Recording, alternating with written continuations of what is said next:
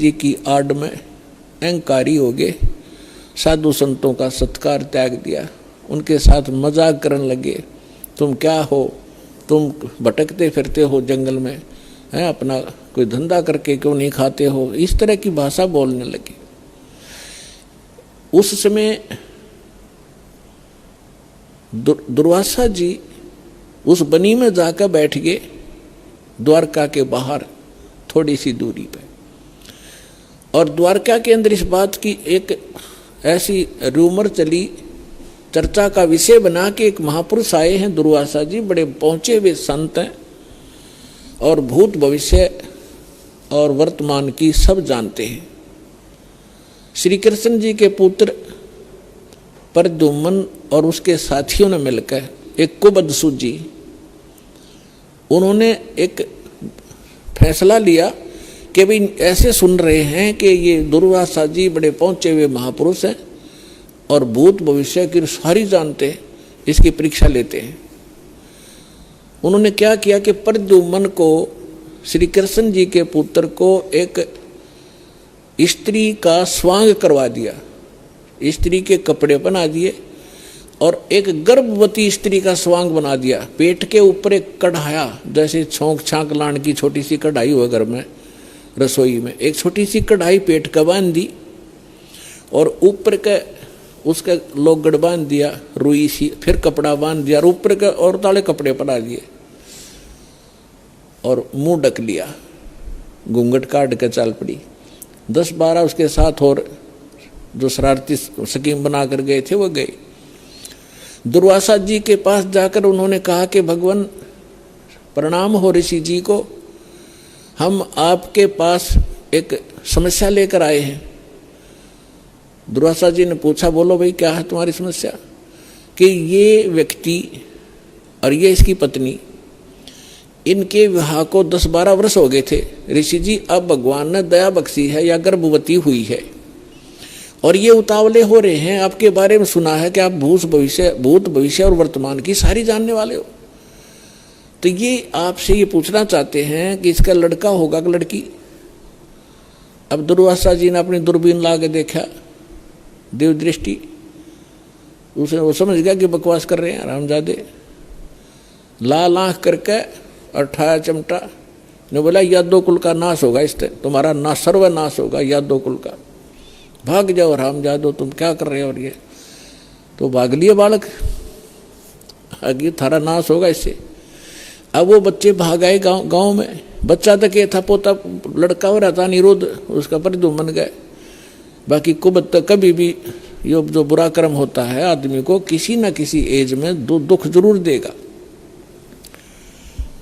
तो नगर में जब आए उन्होंने सबको बताया कि ऐसे ऐसे हम गए थे। दुर्वासा जी तो सचमुच जान गए, वो तो सचमुच जानकार है। उन्होंने बता दिया कि ये गर्भवती नहीं है और तुम्हारा नाश होगा, जिससे तुमने गर्भ बना रखा है इसका, इससे तुम्हारा नाश होगा। तो गांव के जो मुखिया और बुद्धिमान से व्यक्ति बुजुर्ग थे, उनको चिंता बनी कि बच्चों ने तो बकवाद कर दी और उसने श्राप दे दिया, सारे मरेंगे तब। तो उनमें से कुछ कहने लगे कि हमारे सिर पर भगवान श्री कृष्ण बैठे हैं। वाह भाई वाह, ये भी कोई डर की बात है, चलो उसके सामने उनसे प्रार्थना करते हैं। अब श्री कृष्ण जी के पास गए, श्री कृष्ण जी से जाकर अपना चिंता का विषय बताया कि भगवान ऐसे ऐसे बच्चों ने मजाक कर दिया और दुर्वासा जी ने श्राप दे दिया, और दुर्वासा जी का श्राप तो बिजाइल कैसा है, ये तो वापस हो ही नहीं सकता। तब श्री कृष्ण जी से कहा कि आप ही हमारी रक्षा कर सकते हो, आप समर्थ हो, सर्वशक्तिमान हो, आप विष्णु अवतार हो, जैसे भी उनके गुणगान किए। श्री कृष्ण जी ने कहा कि भाई देखो, बच्चों को वहीं भेजो और दुर्वासा जी से माफी मांगे, वो अक्षमा करेगा तो बात बनेगी। उन बच्चों को लेकर नगर के मुखिया व्यक्ति, मौजिद से जो बुद्धिमान व्यक्ति बुजुर्ग से सारे एक साथ गए, हजारों की संख्या में। दुर्वासा जी के सामने उन बच्चों को कहा कि माफ़ी मांगो। उन्होंने प्रणाम किया, माफ़ी मांगना चाहा, अक्षमा याचना की, लेकिन दुर्वासा जी ने कहा कि जो मेरे मुख से वचन निकल गया वो वापस नहीं हो सकता। आप जाइए, अपने बच्चों को समझा के रखना चाहिए था, साधु संतों के साथ बकवास नहीं किया करते, आप जा सकते हैं। अब इसको वापस करना मेरे बस की बात नहीं है। फिर वापस आ गए, फिर श्री कृष्ण जी के पास के भगवान, उन्होंने तो मना कर दिया कि मैं अब कुछ नहीं कर सकता। अब श्री कृष्ण जी ने कहा कि देखो किस चीज से, अब पुण्यात्माओं इस कथा से आपको बहुत सा ज्ञान होगा, हर पहलू पर इस पर विचार दास आपको देगा। अब देखो हम किसी, ये जो श्राप दे दिया है 3 ताप के अंदर आता है। किसी को श्राप दे देना, किसी पर गाल देना, किसी का प्रेत आत्मा छोड़ देना, किसी का जंतर मंत्र कर देना, किसी के ऊपर काला जादू कर देना, ये 3 ताप के अंतर्गत आते हैं। और इन 3 तापों के दुख से पूरे यादोग्रस्त हो गए। और श्री कृष्ण भगवान कल आवे, श्री कृष्ण जी उस ताप से मुक्त नहीं कर सका, उनका नाश हुआ लास्ट में। हालांकि समाधान भी बताया उन्होंने। अब और जितने इनके पुजारी हैं, राम कृष्ण ब्रह्मा शंकर भगवान के जो संत हैं, उनके गुरु ने उन पदों पर बैठे हैं, वो भी समाधान बताते हैं। जब श्री कृष्ण जी के समाधान बताने से जो साधना क्रिया उसने बताई, उनके करने से कुछ लाभ नहीं हुआ, तो ये इनके जो पुजारियां के बताए हुए समाधान से आप क्या लाभ लोगे, इससे इतना निष्कर्ष निकलेगा।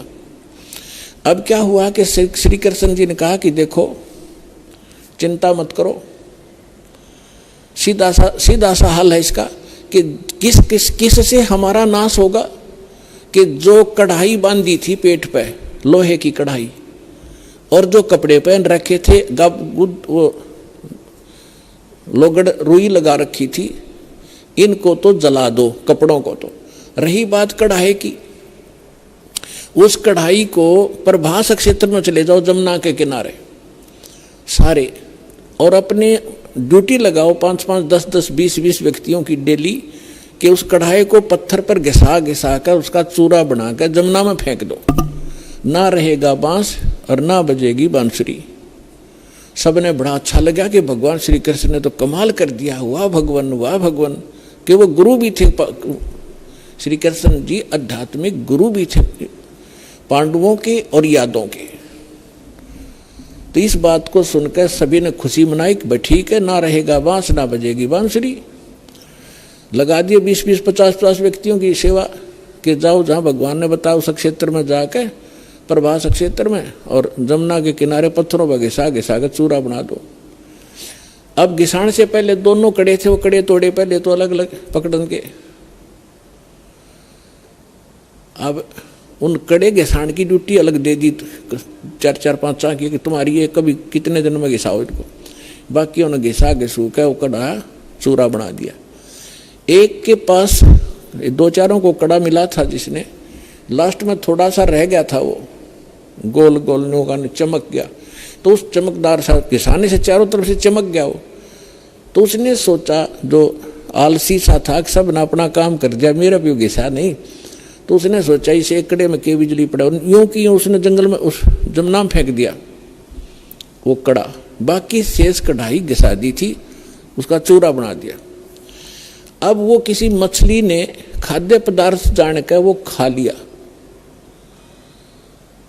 उस मछली को पकड़ दिया एक शिकारी ने, जिसका नाम बालिया नाम का एक दीमर था, जो मछियारा था। उसने पकड़कर मच्छी जब ले गया, वह काटी, मछली काटी तो उसमें से वह सफ़ेद धातु निकली, बहुत चमकीली। तो शिकारी ने सोचा कि ये हो ना हो कोई अच्छी फौलाद होगी या कोई चांदी ना हो। वो लेके गया सुनार के पास। सुनार कहने लगा भाई ये चांदी नहीं है, ये तो अच्छा फौलाद अच्छा है। वो लोहार के पास ले गया। लोहार ने कहा कि बहुत अच्छा इस्पात है और इसका क्या बनाऊं। तो शिकारी ने कहा कि मेरे इस तीर का आगे का एरो बना दे, मेरे सर के ऊपर डाल दे, इसने बना कर विषाक्त बना देना। तो उसका तीर के जो बाण होता है तीर का, उस बाण के आगे एक गोल एरो होता है तीखा, ताकि वो पशु पक्षी के जाके सीधा लगे, मार दे उसको। तो वो विषाक्त बनवा लिया। उधर से कुछ दिनों के बाद उधर से जिन्होंने वो चूरा फेंका था जमुना में, उसका घास हो गया, जैसे डाब कुश, जैसे कुश होती है ना, कुशा की तरह, और जैसे ईख देखा हो, ईख जैसे पत्तों का, और तेज धार के पत्ते उसके, जैसे आपने, हमें मालूम है कि जैसे कई बार डाब होती है जिसको कुश बोलते हैं, कुशा, उसके इतने तीखे पत्ते होते हैं, उंगली का लपेटा आ जाए तो उंगली काट देता, वो आधे से ज्यादा काट देता, आधी, इतने तेज पत्ते होते हैं। लेकिन वो तो दुर्वासा के श्राप से शापित था, वो एक ऐसा घास हो गया। उधर से क्या हुआ, कुछ दिनों के बाद, 1 वर्ष 2 वर्ष 4 वर्ष के बाद क्या हुआ, आपस में द्वारका के अंदर झगड़े शुरू हो गए। छोटे बड़े की लाज रही नहीं, थोड़ी सी बात पर मार काट मचा दी, थोड़ी सी बात पर कत्लेआम करने लग गए। फिर गांव के लोग पहले धार्मिक बहुत होते थे, अभी तक हुआ करते थे, गांव के अंदर कोई भी आपत्ति होती थी साधु संतों से उसका विकल्प, उसका समाधान चाहा करते थे कि किसी तरह शांति हो नगर में। तो उनके पास तो श्री कृष्ण ही थे final, first and final, last and final. Shri Krishna ji के पास गए, श्री कृष्ण जी से बताया कि भगवान पता नहीं नगर में क्या बढ़ गया, क्या घुस गया नगर के अंदर, कोई किसी की बात सुनने को तैयार नहीं, बड़े छोटे की लाज रही नहीं, जरा सी बात होती है लट्ठम लट्ठा कत्लेआम होने लगे। भगवान कोई दया बख्शो, कोई समाधान बताओ इसका। तो श्री कृष्ण जी ने क्या समाधान बताया कि अभी तुम्हारे ऊपर दुर्वासा जी का जो श्राप है वो प्रभावी हो गया, वो फल रहा है। तो बड़े चिंतित हुए। पहले तो भगवान ने समाधान बताया था कि सारे ने घिसा घिसू का चूरा बना कर डाल दो जमुना में, ना रहेगा बांस, ना रहेगी बजेगी बांसुरी। जब वो इस बात से संतोष पाया था लोगों ने कि चलो हो गया समाधान, और आज फिर श्री कृष्ण जी वही कह रहा है कि दुर्वासा जी का श्राप तुम्हारे ऊपर फल रहा है। अब वो उनके मुंह की तरफ देख रहे हैं, लेकिन हमारी बुद्धि इतना काम नहीं करती। जैसे हम भी ऐसे ही दुखी थे, पहले जाते थे किसी गुरु के पास, वो कुछ अपना दुख लेकर वो कुछ समाधान बताता था, फिर दूसरी बार कुछ और समाधान बताता था, तीसरी बार कह देता था ये तो तेरे भाग में है, तेने भोगना ही पड़ेगा। फिर पहले डले क्यों ढुआ रहा था ये। ऐसे ही ये सब का यही स्थिति है। तो श्री कृष्ण जी ने पहले ये कहा था, फिर कह रहा है कि अब तो ये भोगना ही पड़ेगा तुम्हें। अब ये वो फल गया। तो फिर समाधान पूछा कि भगवान फिर आप समाधान बताओ। ऐसा करो, सभी जितने भी नर यादव हैं, पुरुष, मेल ओनली, चाहे नवजात शिशु भी क्यों ना हो, प्रभास क्षेत्र में जाओ जहां वो कड़ा घिसाया था और चूरा डाल रखा था, वह घास उग रहा इतना बड़ा बड़ा कि वहां जाकर सभी के सभी जमुना में स्नान करके आओ। तुम्हारा साप पाप मुक्त हो जाओगे, साप मुक्त हो जाओगे जमुना में नहाने से, स्नान करने से। अब सब बड़े प्रसन्न हुए कि बड़ा सरल उपाय बताया भगवान ने। और सभी अपने अपने बच्चों को, नवजात शिशु से उसी दिन जन्मा था उसी भी लड़के को, ओनली लड़कों को ले गए साथ में और पहुंच गए 56 करोड़ वहां पर। पहले स्नान करें जाते ही, ताकि साप कटे, हमारा पाप, ये साप नाश हो, शराब खत्म हो। और बाहर आते ही, क्योंकि पहले मन मुटाव चल ही रहा था सभी का, उसने तू ऐसे क्या बोल रहा था उस दिन, तू ऐसे उधर सारे इकट्ठे हो गए, तब कभी कभी मिले थे। बाहर आते वो एक दूसरे को गाली गलोच, लट्ठम लट्ठा, और घास निकाले, घास पाड़े और मारे, गर्दन में लग के आर पार हो जाए, तलवार का काम करने लग गया वो घास। और 56 करोड़ यादव कटका मर गए थे वहां साप नाश करान, अपना नाश कर लिया वहां जाके। श्री कृष्ण जी के बताए समाधान अनुसार उनका साप तक कटा नहीं, साप तक नाश होया नहीं, यादव का नाश हो गया। अब यहाँ परमात्मा कहते हैं कि गरीबदास जी कहते हैं, तुम कौन राम का जपते जापम, और ताते कटे ना ये तीनों तापम। समर्थ का शरणाग हो रंग होरी हो, भाई कदे न हो ए काज राम रंग होरी हो। कि समर्थ की शरण में आ जाओ, तुम्हारा कभी अकाज नहीं होंगे और ये तीनों ताप का नाश हो जाएगा। अब प्रसंग चल रहा है, उसी पर चलते हैं। अब 56 करोड़ यादव कटका मर गए, आपस में कत्लेआम कर दिया। विष्णु पुराण के अंदर लिखा है कि कुछ यादव बच गए थे। श्री कृष्ण जी फिर गए अपने वहां से, नगर से बाहर निकले। उसने उस घास को पाड़ा, उसमें यह लिखा कि वो मूसल बन गए, मूसल। उन मूसलों से शेष बचे हुए यादवों को खुद श्री कृष्ण जी ने मारा, कति नाश कर दिया। और आप जाकर लेट गया प्रभास क्षेत्र में एक वृक्ष के नीचे। भगवान श्री कृष्ण के पैर में पद्म, एक चमकीला पदार्थ, जैसे हमारे तिल हो जाते हैं, मुछ हो जाते हैं, ऐसा उनके पैर में जन्म से ही एक पद्म था। वो रात्रि में ऐसे चमकता था जैसे 50-100 वाट का बल्ब चस्याक रहे जगह, और दिन के अंदर भी उसकी चमक सी बनी रहती थी। तो श्री कृष्ण जी एक वृक्ष के नीचे, सारा जब उनका नाश हो लिया, रहे खे को खुद मार कर शेष बच्चों को, और बैठ लेट गया उस वृक्ष के नीचे, पैर पे पैर रख के। पैर घुटने पर दूसरा पैर रखा हुआ था, पद्म वाला पैर ऊपर था, वो चिमक रहा था। और वृक्ष की जो चारों तरफ जो टहनियां थी झुकी हुई थी, झुरमट सी बनी हुई थी। और वो शिकारी जिसने उस कढ़ाई के कड़े का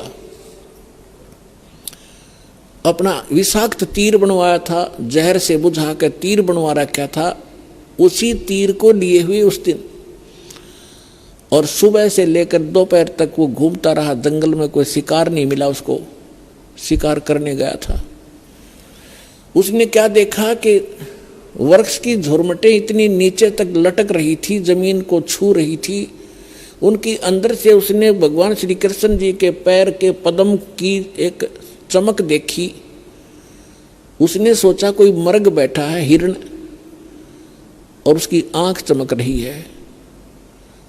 यदि मैं इधर से इधर से जाऊंगा तो ये भाग जाएगा, कोई हिरण मुझे मिला नहीं है, क्यों ना यहीं से इसको मार डालूं। झुरमठों में से निशाना साध कर मर्ग की हिरण की आंख जान कर भगवान श्री कृष्ण के पैर पर तीर मार दिया विषाक्त। ज्यों ही तीर लगा, श्री कृष्ण जी कराहने लगे, रे मर गया रे, मर गया रे, मर गया रे। शिकारी ने सोचा किसी मनुष्य का लग गया, भाई ये तो बात बिगड़गी। दौड़ के आगे देखा, क्या देखा कि द्वारकाधीश मुकुट समेत वहां तड़फ रहा है। उस मुकुट आदि से वो पहचान गया कि ये राजा है।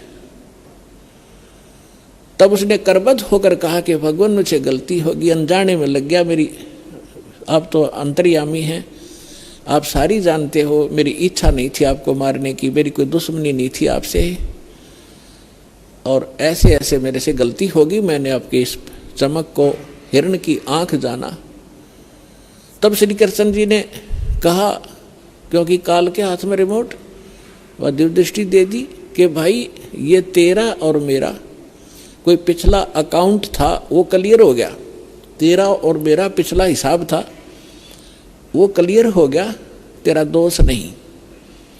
अब वो शिकारी कहने लगा, भगवान आपका और मेरा, आप राजा में रंक, आपका और मेरा क्या हिसाब हो सकता है। तब श्री कृष्ण ने कहा कि मैं श्री राम रूप में आया था राजा दशरथ के घर, और आप थे बाली सुग्रीव के भाई।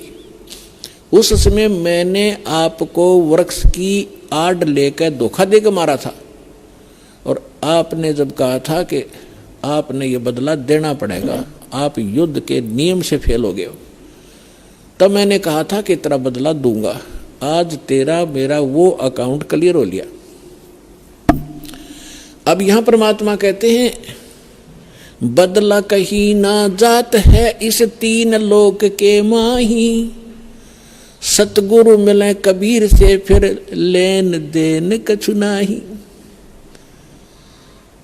अब क्या बताते हैं कि तीन लोक के इन भगवानों ने भी अपना टिट फॉर टेट पूरा करना पड़ता है। तुम इनसे अपने संस्कार कटवाने के लिए भक्ति कर रहे हो कि हमारा पाप कटे, हमें दुख दूर और सुख दे, ये अपने दुख नहीं दूर कर सके तुम्हारे कैसे कर देंगे, भगवान कहा करते थे कबीर जी। और समर्थ कबीर साहब की शरण में आने से फिर ये लेन देन समाप्त कर देंगे आपका, कुछ नहीं बचेगा, सब अपनी कलम इनके पास, समर्थ के पास पावर होती है कि मासा घटे ना तिल बधे, विध ना लिखे जो लेख, और सच्चा सतगुर मेट कर ऊपर मार दे मेघ। अपने आत्माओं सूक्ष्म वेद में बताया है, दुर्वासा को पे तहां समझन आई नीच, 56 करोड़ या 2 कटे वो मची रुद्र की कीच। अब ये भगवानों की तो दे दिया हिसाब किताब आपको, ये भगवान तो इसे थे आपके। अब जिनको आप ऋषि महर्षि मानते थे, दुर्वासा जी को तोप मानते थे कि बड़े महापुरुष हैं, वो तो नीच थे एक नंबर के। सूक्ष्म वेद के अंदर परमात्मा ने कहा है कि दुर्वासा कोपे तहां, दुर्वासा वहां क्रोधित हुआ किस बात पे? बच्चों ने मजाक कर दिया कि बिजली गिर गई थी, साधु संत ठीक है बेटा भाग जाओ, खबरदार आगे बकवाद करी है निकम्यो, ऐसे करते संतों के साथ मजाक करते, इतना कह के छोड़ सके था, और श्राप दे दिया तुम्हारा नाश होगा। आम व्यक्ति से भी गिरे हुए थे ये लोग जिनको मैं ऋषि माना करते थे। एक बुजुर्ग आदमी बड़े आदमी से को बालक मजाक भी कर ले, उसको इतना भयंकर श्राप दिया करते हैं। पुरात्माओं जैसे किसी के हाथ में बंदूक है, पिस्टल है, और कोई बालक मजाक कर दे और उसका वो गोली मार दे, वो तो एक ढेर आदमी होगा समर्थ, उसको पता है तो कितनी कितनी भयंकर वस्तु लिए यार, किसके ऊपर दाग रहा है। वो नीच व्यक्ति होता है, मजाक करने पे भी इतनी भी सहन नहीं कर सकता। तो इस स्थिति के थे वो ऋषि, उनके पास ये हथियार थे वचन के और श्राप देने के। तो यहां सूक्ष्म वेद में लिखा है कि दुर्वासा को पे तहां क्रोधित हो गए और समझ न आई नीच, ये भी नहीं सोचा तू क्या करने जा रहा है, और 56 करोड़ या 2 कट गए, और वह मची रुद्र की कीच, यानी रक्त की 11 मच गई, खून की 11 मच गई। 56 करोड़ आदमी जहां लाश हो जाए और नदी बह कर चल पड़े खून की, रक्त की। तो यहां पुण्यात्माओं ना तो ये भगवान समर्थ जिनको हम पूजा करते, ना ये ऋषि एक अन्य के जिनको ज्ञान ही नहीं था, इनको ये नहीं पता भगवान कौन है। अब ये भगवान के लिए निकले थे घर से, साधना करेंगे, भक्ति करेंगे, अंगारों से शीतलता की खोज करने लगे। अंगारों पर चलने के अभ्यस्त हो गए। थोड़ी आंच को भी हम, थोड़ी ही आग को, आंच को हम सुख मान रहे। झूठे सुख को सुख कहे ये मान रहा मन मोद, ये सकल चबीना काल का, कुछ मुख में कुछ गोद। अब परमात्मा क्या कहते हैं? भाई तन दर सुखिया कोई न देखा, जो देखा सो दुखिया हो, उदय अस्त की बात करे मन, सबका किया विवेका हो, सबका किया विवेका हो। तन दर सुखिया कोई न देखा, जो देखा सो दुखिया हो, उदय अस्त की बात करे मन, सबका किया विवेका हो, सबका किया विवेका हो।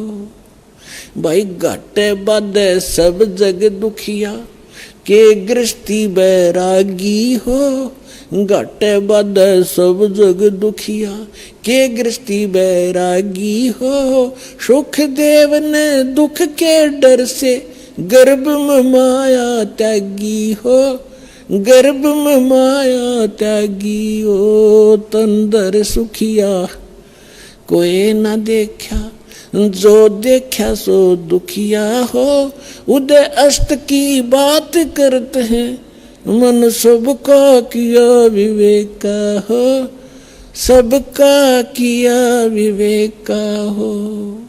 भाई जंगम दुखिया, योगी दुखिया, तपस्वी को दुख दूना हो, जंगम दुखिया योगी दुखिया।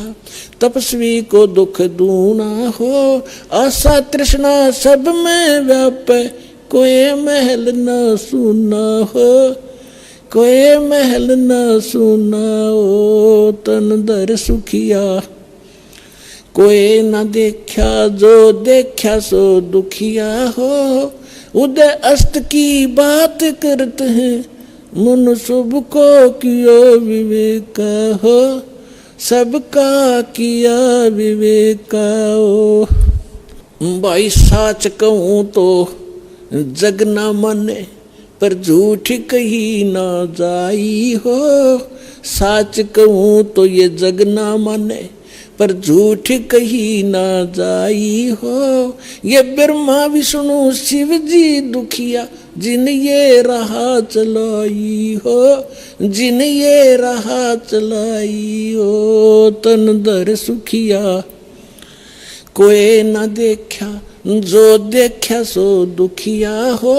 उदय अस्त की बात करते हैं, मन सबका किया विवेक हो, सबका किया विवेक हो। भाई सूरपति दुखिया भूपति दुखिया, रंक दुखी बपरीति हो।